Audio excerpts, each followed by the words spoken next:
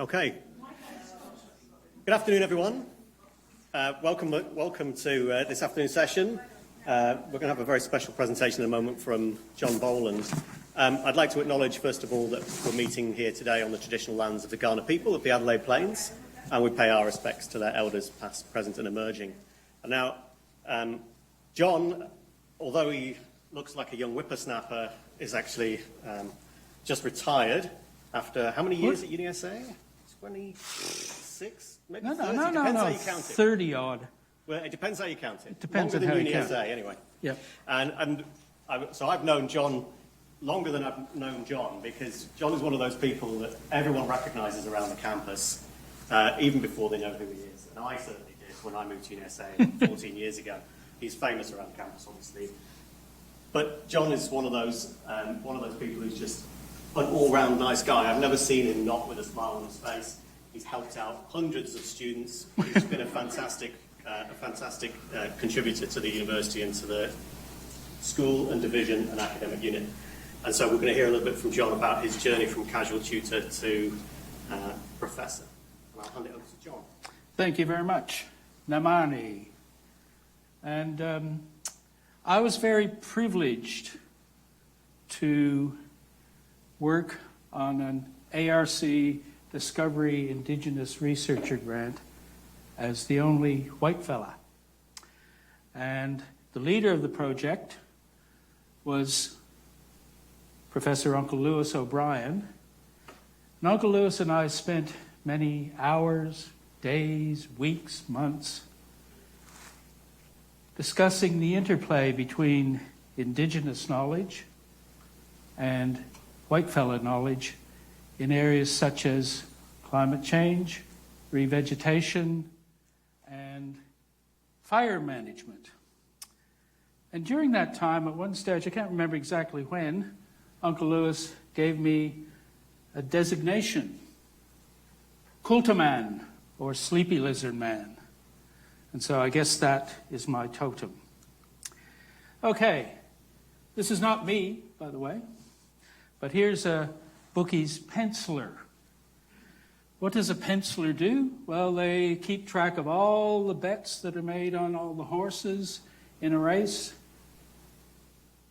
They keep a tally of all the investment on each individual horse, all the outgoings if the horse wins, both full for a win and each way. They have to keep a tally of the total amount invested in the race so they can advise the bookie. So basically it's a little form of risk analysis. And so in 1985, I was working on a PhD on modelling heat flows in houses. I was working as a part-time tutor, University of Adelaide, and also at the racetrack. And Chris, who's in the audience, was retraining as a registered nurse. I should have written this a little bit different, not to help the family finances. She was going to do the family finances, and I was going to help them with all these little bits and pieces. And Adelaide Uni at Applied Maths Department, there was an ad for 6 weeks tutoring in stats at McGill CAE. Oh, so I rang up Steve McKee, who was lecturing in the course, and I said, I think I've got the qualities to help out in that course. And he said, oh, we've actually just worked out who we would hire for that tutoring job. I said, okay, well, anyway, how about I come up and have a look and have a chat with you, and maybe something comes up in the future. Well, I'm not sure whether it's because I'm a good bullshit artist or what, but I managed to sort of convince Steve that maybe I was better for the job than the person they had selected. They hadn't told the person, so don't worry about that. They had to tell the person that, sorry, we found somebody else. Oh, we've all had messages like that, haven't we? So I obviously did all right, because the next year, somebody was gone on sabbatical for 2 terms, Oh, they worked on a trimester system in those days. and so I filled in for that person. Then I did the stats tutoring again. The following year, I got a full year contract. Well, not quite a full year contract, of course, because they didn't pay me for the summer break. The next year, I got the whole year, including the summer break. Now, why have I got this term database management here? Well, during that year, there was a permanent position advertised this was in communication studies, by the way, for a lecture in database management. And this is a bit nefarious. My boss said, "Have you applied for the job in database management yet?" I said, "No, I don't know anything about database management." Alan says, "Apply." Okay, so I did. Got the job. And then we hired somebody on contract to teach database management. Because I was to teach maths modeling and stats to students in communication studies. Now, think of it. These are students that all through school, whenever the word mathematics has been mentioned, they've been hiding under the desk. So how do you cope with dealing with that sort of situation? They were scared as hell, and I said, okay, I've got to allow them to throw out all the rubbish they've ever thought about maths and maths teaching and stuff like this. So I gave them an essay as their first assignment called Fear and Loathing of Mathematics. And I gave bonus points if they knew where that phrase came from. Anybody know? Hunter S. Thompson, exactly, who wrote Fear and Loathing on the Campaign Trail with Richard Nixon in 1972, and later wrote Fear and Loathing in Las Vegas, where it was a drug... Was it? Okay, fair enough. He wrote both of them anyway. Now, and then I had to think of innovative ways of teaching some mathematics. So, for instance, I taught critical path analysis by having them work out how to plan to make a pizza. Years later, in Rundle Mall, this guy runs up to me and says, "I was in your class in, maths modeling." And I thought, when this person says, "We're going to talk about making a pizza," he says, "I thought you were just a whacker." But then I got it. I understood what you were trying to do. So it seemed to work. I used other things like that, using optimization to design a kitchen. There were some books on this sort of topic many years ago that were used in high schools. And of course, these people hadn't really done much in high school, so it was okay. Okay, now, when the university started in 1991, as the new tranche of universities in Australia, there were a few little problems. One was the fact there were a number of people like me who were working full-time teaching, but trying to finish a PhD. Remember, I said 85 I was starting? I was still going in 91 because I had all this other work to do and some other activities as well. Okay, so somebody high up, and I have a suspicion who it might have been, but I have no evidence. It might have been Denise Bradley. It's the sort of thing that she would have thought of, I reckon. Helping them to finish would also boost the numbers with PhDs as lecturers, and so that would help the university. So they offered a year off on half pay to help them finish. Now, being a mathematician, I said, okay, wait a minute. We're supposed to take all our leave first, so that's still on full pay. Then, with the difference in the amount of income tax you're paying, et cetera, because you have a lower salary, then effectively your take-home pay is probably closer to 3/4. That sounds like a good deal. So that helped me finish my PhD. Later, and this is how I got to Mawson Lakes, because remember I was still at McGill McGill campus of the university by then. There was a little rule that because they knew that some people were out of place, like myself. It's not in mathematics. I was in communication studies. So if an opening came up, it had to be filled internally, if at all possible. So they looked around the uni, they found me. In late 1995, I came to see the head of school, Len Colgan, and the head of the Center for Industrial and Applied Mathematics, Jerzy Filar, for an interview. Obviously that went well because I moved here in 96. So, the research part, because that's what Jerzy was there to find out about, was this person who was going to contribute to the research of the school. Okay? That innovation about the year off and half pay allowed me to complete my PhD, but it had taken so long that my supervisor had disappeared. Not disappeared literally, but he had moved up the chain in the state government administration, became Essential Services Commissioner of South Australia, even though he was trained as a mathematician. So I had to select my examiners, and this is one place where I started my really good strategy. I think it's important that if you feel that you've got something to say, you've got to say it to important people, and then you can try and learn from them as well. And so I looked around. My research had turned more to solar energy, as most of you would know, and I selected who I viewed as one of the best in the world at that time, Ricardo Aguiar in Eneti in Lisbon. I thought if he examines my thesis, he'll get to know my work, and then hopefully, if he thinks it's okay, which he did, I could go and then visit him and learn from him. So in 97, because I had started, in 85 essentially, and it was counted, I was able to apply for sabbatical.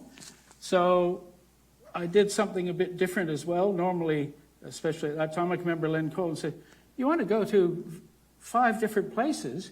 Normally we go to 1 or 2 on sabbatical." And I said, I'm going to try and see as many experts as I possibly can. One was Ricardo. That worked out all right. And the other was editor-in-chief of Solar Energy Journal.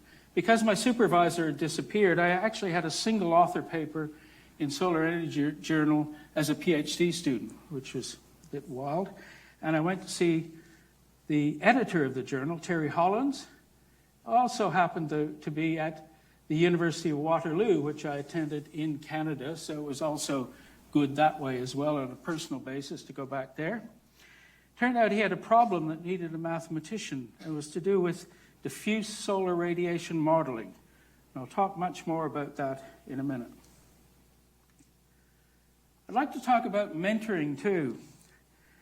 It's very important, especially for a young academic, if somebody takes you on board who's really, really good, not just at research, but actually helping young people. Or if you're a young researcher yourself, if you can try and attach yourself to somebody. I was lucky because Jerzy was going on sabbatical for 6 months in about 98 or so, and he asked if I would help PhD student Belinda Chiara, or now Associate Professor Belinda Chiara, while he was away. Sorry, Belinda can't be here today because she's actually very sick, but she'll be all right. It just takes a while. And that worked out all right. And soon after he came back, he recruited a new PhD student, Lynn MacArthur. And he said, "Come on, John, you can be co-supervisor." And after a year, we flipped roles. He said it. He said, "Come on, John, we're going to flip." And I've done it a couple of times too. Started because it helps the young academic because they got the mentor behind them all the way. In 99, Phil Howlett said that he knew of the head of the new housing development called Mawson Lakes that was being built at the time, or just about to be built. And we went to see this guy, Kelvin Trimper. And this is another good strategy. Just ask these industry people, do you have any problems that maybe a mathematician could help you with? And he had some problems with the recycling of stormwater problem that they were going to institute at Mawson Lakes. And so we started working with him, and also Colin Pittman from Salisbury Council, who basically invented the idea of stormwater recharge into the aquifer and then taking it back out again. And that started a process where we had 3 ARC grants and a number of PhD students in that sort of area. Similarly, in the early 2000s, Wasim Saman got a project going with Mawson Lakes Development to construct an energy scorecard system to help with energy savings for the housing estate. And so he asked me to help with that. So this whole thing of these mentors really helped me progress. Some other things that happened as well. In 2003, approximately, don't know exactly, there was a guy called Bruce Perkin who was business manager for, don't know if you know ITEE, Information Technology, Energy and the Environment, or no, Engineering and Environment, that's it. I'm more in energy. So set up a meeting with what we called at the time, and they didn't like it, Easy Peasy, ESIPC, and they formed with other similar bodies in other states to form the Energy Market Operator later on. So we went along to talk about our capabilities, and it turned out that they had something that needed somebody like me to do some work, and it was about the reliability of electricity supply. Reliability, what that means is that you've got a certain amount of demand, you've got a certain amount of supply, the supply should equal demand. If there's some gap, then you have unserved energy, as it's called, okay? And that unserved energy has to be lower than some very minute value over the year, like 0.0002% or something like that, okay? So I worked on that. Must have done all right, because next they asked me to calculate the correlation between all the wind farms in South Australia. There was only one problem. There was only one. Starfish Hill.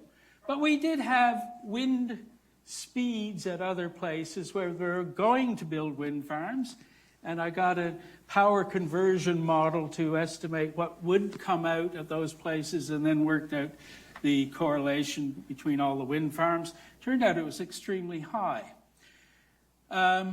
which caused some consternation amongst some of the wind farm developers for a bit. But then later on, I had a PhD student, and when we actually had output from wind farms about 5 years later, and we worked out that the correlation wasn't nearly as severe, because of course in the first instance we weren't taking into account the topography at the farms, which has a big effect on what the output is, okay? But anyway, that's by the by. So with all these involved, I managed to convince them to find a PhD student, okay? And she developed a tool to estimate the probability exceedance of levels of demand, so a big risk analysis problem and stuff like this. We actually managed as well through all of this to get a couple more ARC grants on integration of renewables into the grid, et cetera, et cetera. So all of these things worked out. On a separate issue, but it is sort of related with something we actually later did, in Mike Rand's premiership of the state, he had a program called Thinkers in Residence, where he'd bring people from anywhere in the world in particular areas to advise local government officials, researchers, etc. The first one was a planner called Herbert Girardet. And there was a bit of a consternation about the development of a place called Lochiel Park in Campbelltown as to whether it be filled with houses, which the previous state government had wanted to do, or if it would have instead houses, wetlands, community gardens, some social housing, and the houses would be highly energy efficient, okay? Turned out there were 7.5 stars at a time when the requirement was 5, all right? So Chris beat me over the head before I went and said, all right, you got to lobby Girardet to get it to that latter sort of view. So I did, and years later at a conference, he told me that this conversation was critical in getting the green village of Loch Hill Park established. But as well as doing a project in conjunction with yours, you feel are on working out the ecological footprint of the state and of the CBD of Adelaide. We also looked at the ecological footprint analysis of Loch Hill Park, and eventually, because UniSA got money to monitor all the dwellings in the place, the state government didn't, even though they set the place up. And over the years, we showed that the analysis that we did and the actual performance matched quite well, which was really pleasing. Now, I'm going to talk specifically about one piece of research that has some very good messages, I think. One is, first I'll explain what it's about. So solar radiation has three components. Direct is, as you would think, the radiation comes directly to you from the sun. Diffuse is the radiation that gets to you after it's bounced off particles in the atmosphere. You add the two together, you get the so-called global radiation. Now, global is easy to measure. It's like a sophisticated light meter, basically, okay? Because it's just measuring all the radiation coming in. But if you want to measure the other two, there's a lot of sophisticated equipment. For instance, if you're going to measure diffuse, you've got to keep the direct from hitting the meter and stuff like this. So you've got to have it move across the sky with the sun, all this sort of stuff. You get maintenance problems.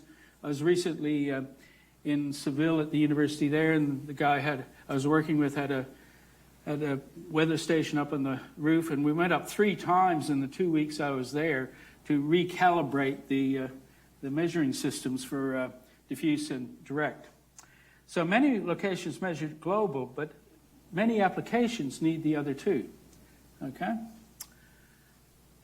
And the other thing I was going to say, the thing I should say first is that there are 2 principles that are really good. One is, which was told to me, as well as many other people, by a very famous mathematician called Richard Bellman, who developed dynamic programming at an undergraduate lecture in the 60s at the University of Waterloo.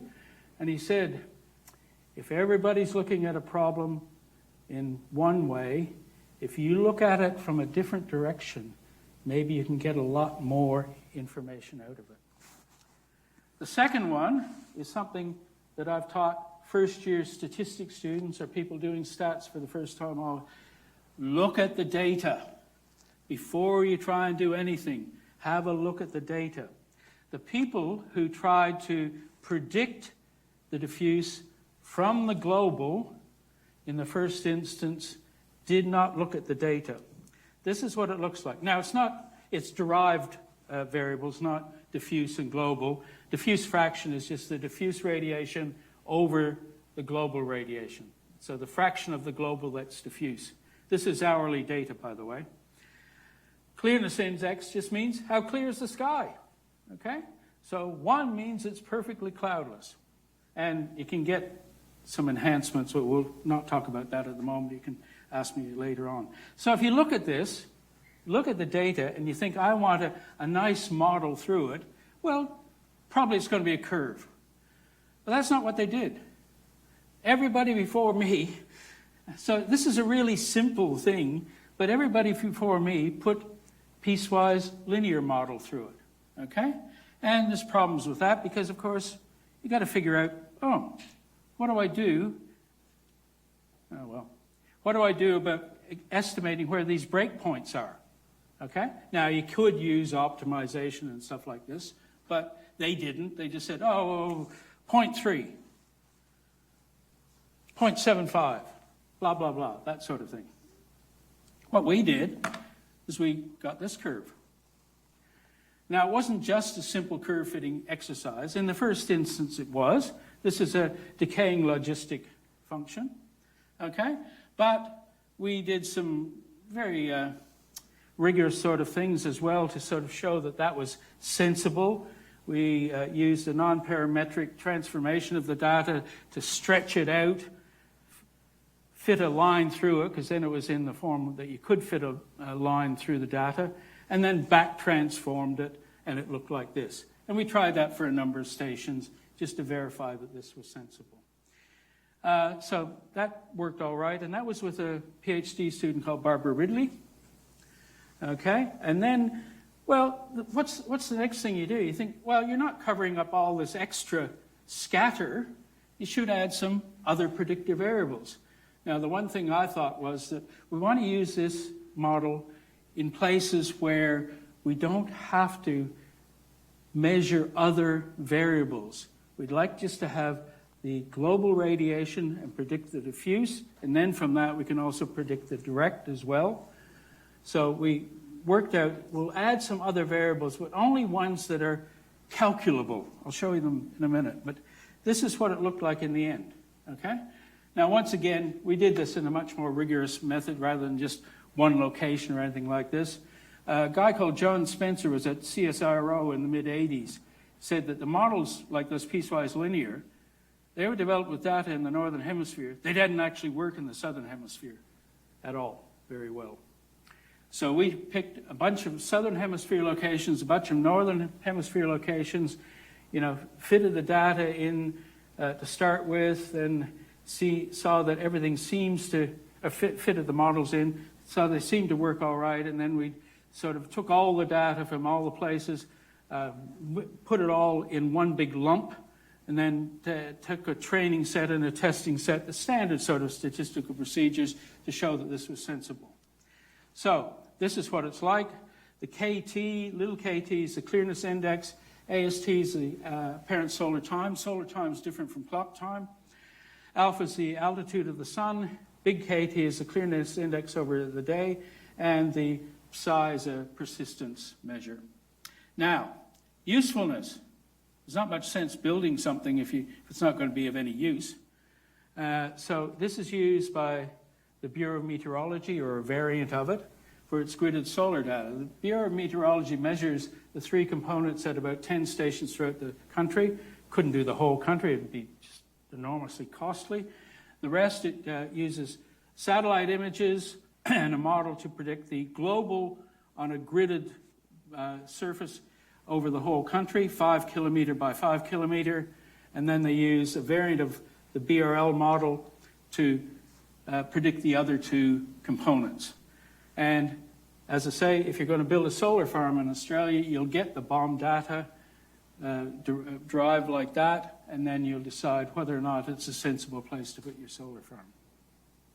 In Brazil, a similar situation. I was asked to go over there, and they were measuring at about 10 stations or 15 stations, all three components, but they had 100 and some stations where they're actually measuring global. And so what we did was actually recalibrate the model, do a lot of statistical testing on the 15 stations that we had, and then extended it to make a solar map of Brazil. Australian Renewable Energy Agency gives out grants for promoting the use of solar and wind energy in Australia, and we've had a few grants from them, mainly, my main partner is Associate Professor Melinda Kay at University of New South Wales, but we've also worked with CSIRO people as well. In the most recent one, we worked on 5 solar farms to aid their forecasting of output in the 5-minute intervals used in the national electricity market.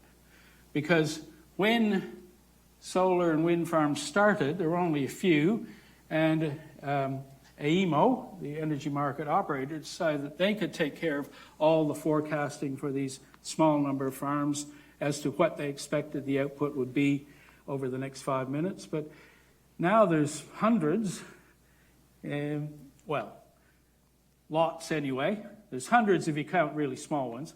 But and so they said, oh, you got to self-forecast, okay?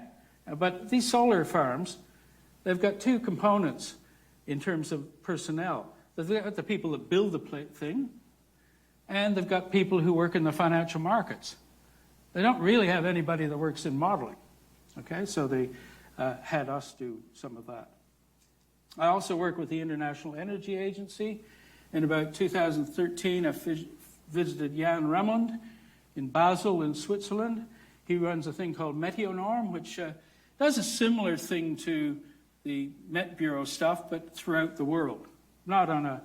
And I helped put the BRL model into Meteonorm. That's his tool.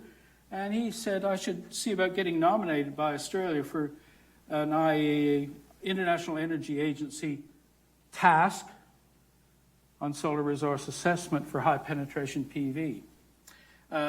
You have to be nominated by your local bodies to be in these tasks, and I've been a member since then. Last year, I hosted a meeting of an umbrella group, because the one that we're in is part of PV power systems, which includes a number of different tasks.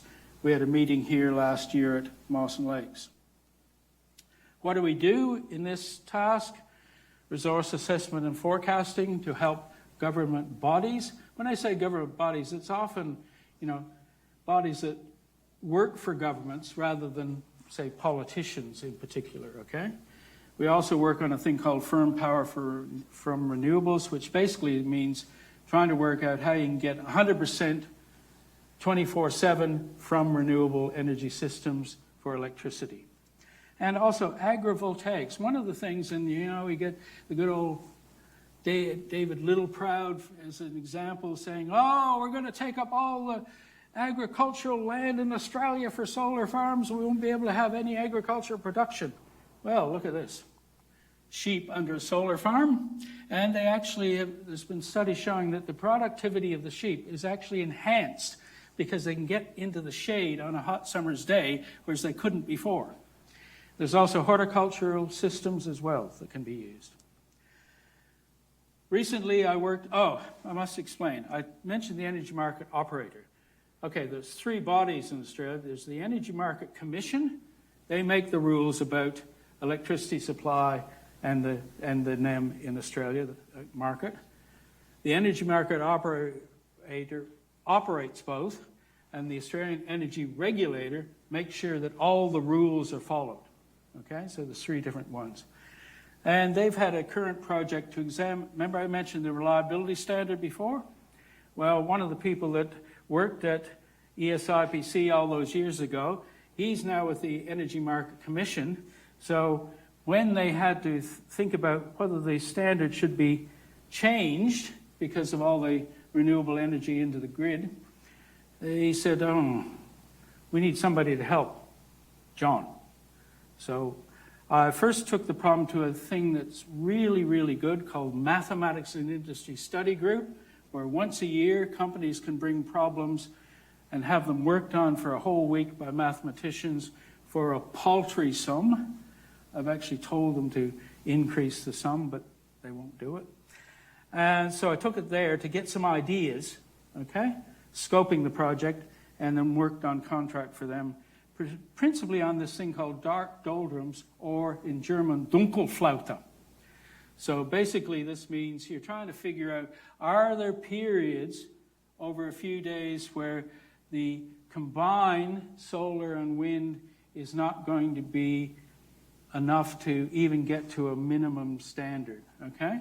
Now, the worry about this we did this project and everything like this, and it seemed to work out all right, but one of the problems is that that doesn't include rooftop solar, okay? Because there's a problem with rooftop solar. Who knows what's going to be out there? In fact, one of my former PhD students who works for AEMO now, Adrian Grantham, his job is trying to estimate what's coming from rooftop solar, okay? And so, there's lots more going into the grid than just the solar and wind farms. I'd like to talk a little bit about what I've done in community engagement as well. We talked to lots of local groups on garden and house design. Going back to my PhD, I still do work on housing and energy efficient housing. Electricity supply, I gave a talk to a local group on the workings of the national electricity market, and I thought, will anybody like this, or will they be interested? They were thrilled. I couldn't believe it. Growing and preparing native foods, and we recently gave a talk on Act Now to Save Soil, because there's real problems with the depletion of soils around the world. I got some money from a philanthropist to the university to look at the role of vegetation in climate control for housing, and I'll show you a little bit from that in a minute. I'm an independent expert member of the Campbelltown City Council Climate Change Advisory Committee. Campbelltown Council is doing lots of good work. And we were on Gardening Australia. If you want to see it, just look up Mediterranean Mindset, Gardening Australia. You can see our garden, which is basically a jungle. And this is one of the sensors in the jungle, just outside the back door. And this is one of the bits of early results. So we've got 14 sensors. So there's 10 in around the yard in different spots. There's 2 in the house in different rooms. There's 1 in a shed at the back. And there's 1 across the street in an open area. Okay? Not facing the sun directly, but still in an open area. This is the difference in the first 11 days of February between that open area and one of the ones in our garden. So you can see there's 6 to 10 degrees hotter in that open area than in the vegetation in the garden. Okay? Because, I mean, when people are talking about using garden design to help your comfort in the house, you're normally thinking just about shading. But there's also just the effects of the vegetation itself, not just the shading effects. Okay? One of the interesting things you see, there's actually a negative difference at nighttime. So in the winter we're seeing now that the garden is keeping the temperature a little bit higher than in open spaces, so you're not getting as extreme cold around the house as well. So present and future activities. We've got the International Environmetics Conference at Mawson Lakes in December 2 to 5. Belinda Chiara and I are co-chairing that. Raising the bar. Basically, the Norwood, Payneham and St. Peter's Council run an evening once a year where they have about, I think they've got 20 talks over at 10 different bars, so 2 per bar. I'm giving one. I gave one last year as well, but this one's on a different topic, electricity from renewables and how SA's the world leader, basically. Giving a course at the Australian Mathematical Sciences Institute Summer School, University of Sydney in January. You can see the title there, and it's basically about climate variables once again, which I seem to focus on. And I've got several PhD students. I've got one from Université de la Réunion, which is in the Indian Ocean. She'll be coming in 2025. Still working on the IA task stuff. And with Kei Xing, we're working on a project on retrofitting houses in the APY lands to enhance comfort and lower the energy use. I'd like to just finish with something with a pretty picture of a plant that's actually on the nationally endangered species list. There are only 2 populations, one at a property that we have at Monarto and one at Keith in the southeast. We're working to basically save this plant from extinction, and as well, we've managed to get the whole property, 53 hectares, under a permanent heritage agreement and have a $100,000 grant to increase the biodiversity on the property by 20% over the next 10 years.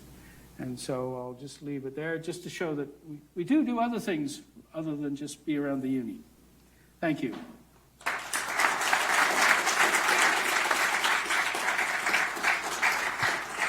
Thank you, John. That was great and really interesting. We do have time if anyone wants to ask John a question. Now is a great time to do that. Or a comment. I'm really struck by, of course, no matter how much technological advancement there is in energy generation, energy storage and so on, there's always a need for someone to do the mathematical modelling afterwards. Of course. You kind of, you've always got more work there. I haven't seen any evidence of you slowing down yet, John. No. Was there a question over here? Oh, there'd be a question for Mark, of course. I have 2 quick ones. What would you mean by the topography of the farm being important in that scope? Well, you can imagine that when you're doing the power conversion model, you're assuming that every turbine is going to be outputting exactly the same power. But if you have a hilly terrain and you've got them dotted all around, they're going to be putting out different amounts, and the sum will be different from what you'd estimate from the power conversion model, assuming a flat terrain. Okay, but there's also some stuff in the turbines themselves that probably smooth things out a bit as well. But I'm not an engineer, so I don't know that exactly. Now, the other thing was that in the full BRL model, how did you estimate the scale when you got the top of the curve? With those other variables. Okay. That's all. Yeah. Awesome. Well, I'm just going to hand over to Peter Pludney, who's going to say a few words. Peter's a long-time colleague of John's. Ah. Thank you, Jason. Here comes You have to stand the by criticisms. the microphone for the recording. And John, you probably don't know this, but back in the late 80s, I was a shoo-in for a tutoring job at McGill.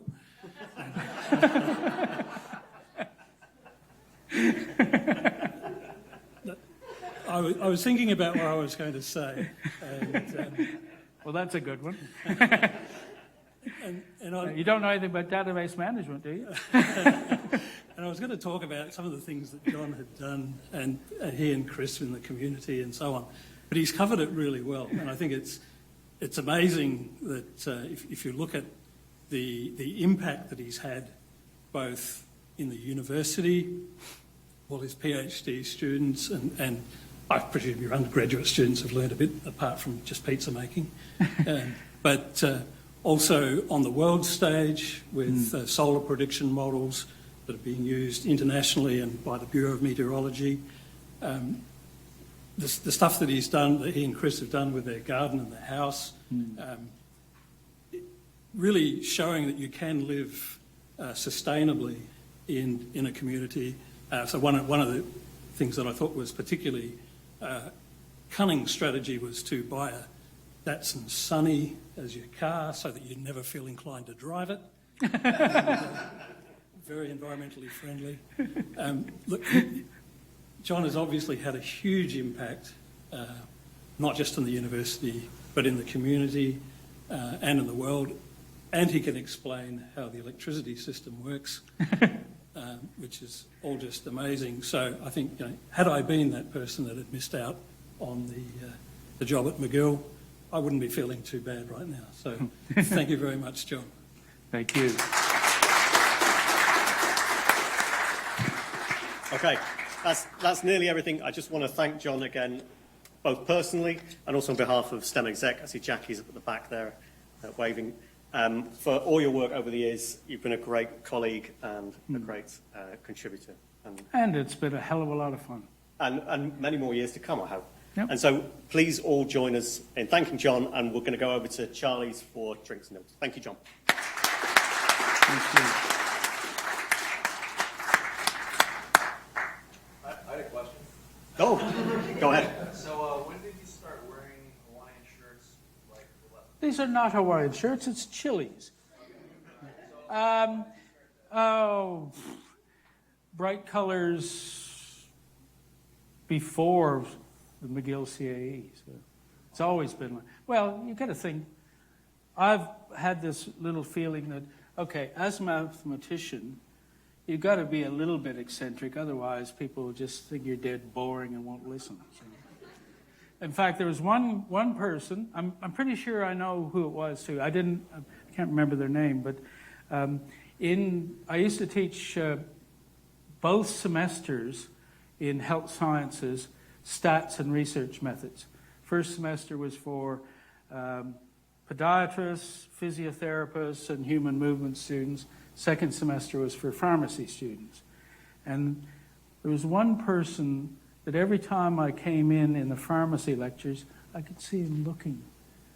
And so I think this is the person that wrote this comment, because there was, how it says, what's the best thing about this course? This one person said, John's chili shirts. How can you improve the course? More chili shirts. And I reckon I know who it was. Thanks, everybody.